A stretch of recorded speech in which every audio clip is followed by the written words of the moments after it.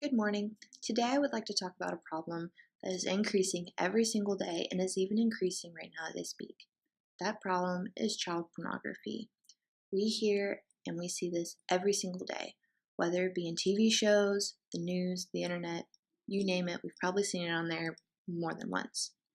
Now, before we go any further, we need to establish the definition of child pornography.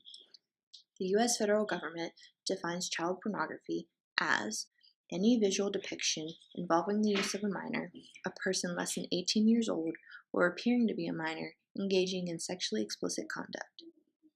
Now, as someone who doesn't speak federal government, that can kind of get muddled. It doesn't specifically say what is and what isn't. As a survivor, I felt like this definition really didn't fit appropriately. So I created my own and I put what I think child pornography is. So my own personal definition of what child pornography is anything that involves any type of sexual explicit content or physical abuse. So that goes with sexual abuse, sex trafficking, pornography, sexting, photos, videos, and even social media. Now you're probably wondering why I include social media in this, so let me explain. I include social media in this because you can post anything you want. You can say anything you want, you can post whatever photo or video, it doesn't matter. And it's out there for everyone to see, whether your profile is private or not. Hackers hack profiles all the time and release information.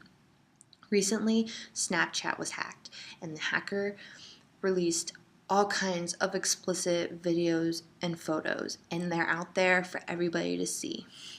Now, obviously, the police, the FBI, whoever else is monitoring it, and they advise you very strongly not to go looking for them because you'll get arrested. So I'm kind of with them saying, don't go looking for them. But it still proves my point of why social media should be included in that. Now also, I don't know if you know this, but the US is #1 in the porn industry. As this graph depicts, we provide over half of the world's porn.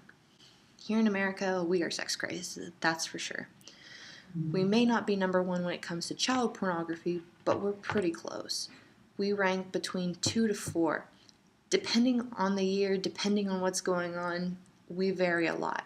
And as this graph here portrays, it's always increasing, it's always going up, so we just steadily go up the graph. So when I finally decided that this was the topic that I wanted to talk about, I realized that I needed to do some more research. Because even though I knew a lot about the subject already, I knew about a lot of the stuff from the past, and I really didn't know about what was going on in today's.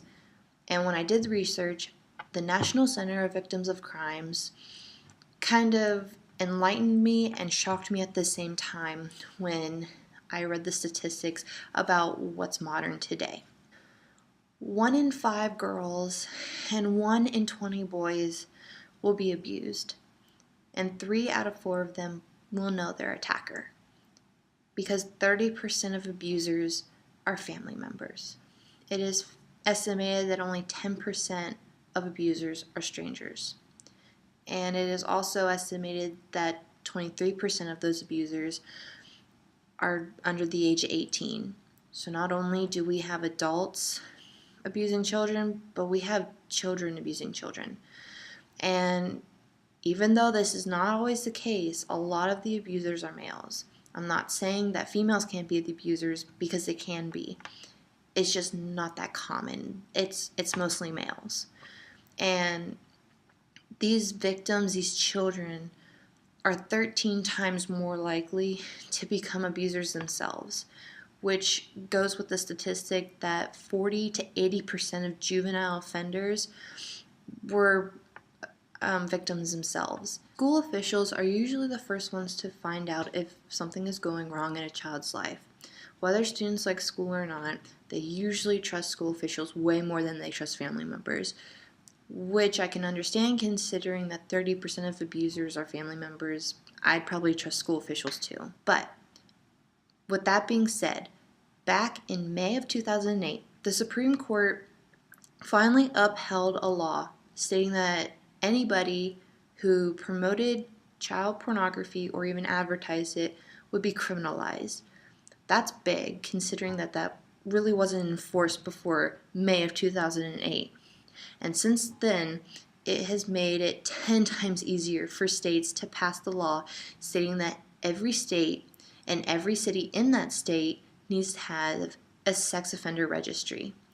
The sex offender registry contains every single sex offender in that town. It gives every single detail of that person, and it makes it 10 times safer for families to move from place to place. But even with all these laws passing and whatnot, there are still plenty of pedophile websites where pedophiles talk to each other and they share things.